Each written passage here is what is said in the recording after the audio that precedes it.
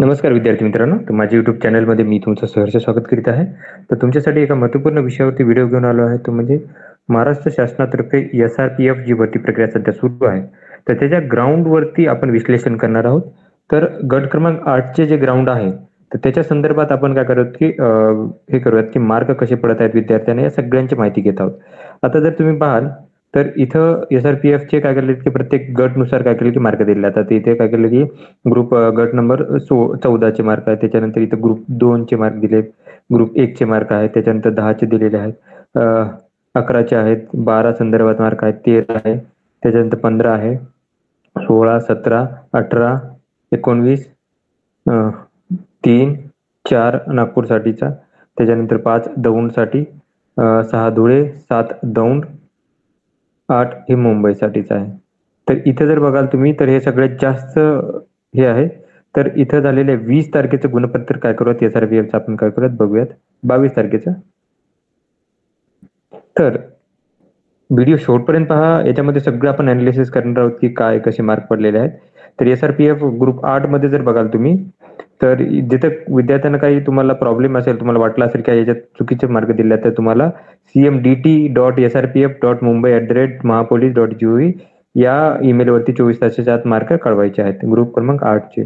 तर तुम्ही जर बघाल SRPF मध्ये जर पाहिलं तुम्ही तर पहिल्या दिवसासाठी 22 तारखेला तर 687 विद्यार्थ्यांनी काय केलं की फॉर्म भरलेला आहे. इथं मार्क कळाले आहेत हे केलेलं आहे.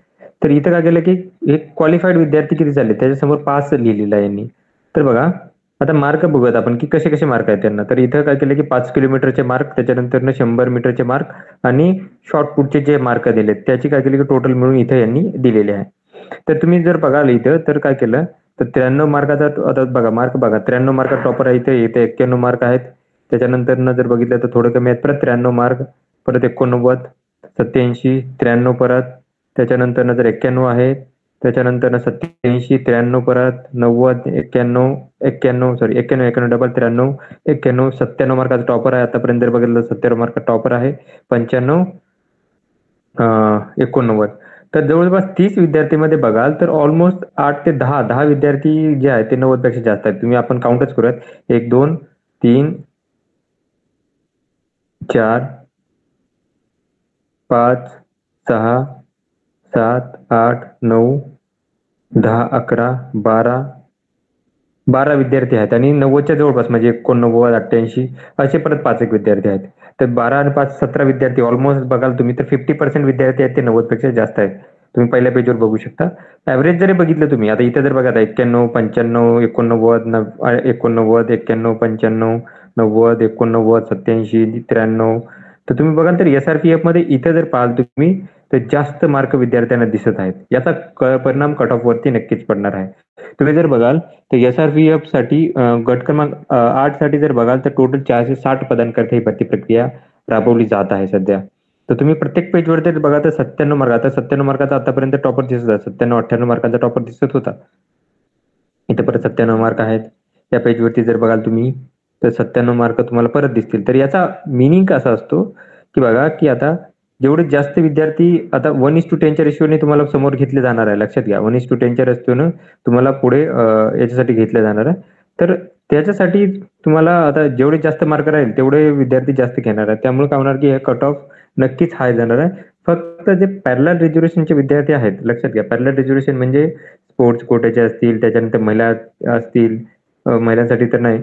पण जर तुम्ही बघाल तर याच्यामध्ये जर बघाल तर याच्यासाठी प्रकल्पग्रस्त असतील, भूकंपग्रस्त असतील तर या पॅरलल रिझर्वेशनच्या विद्यार्थ्यांना काय करतील की कट ऑफ थोडासा कमी राहू शकतो. अदरवाईज कट ऑफ हा काय करतं की जास्त राहण्याचे चान्सेस आहेत इथे.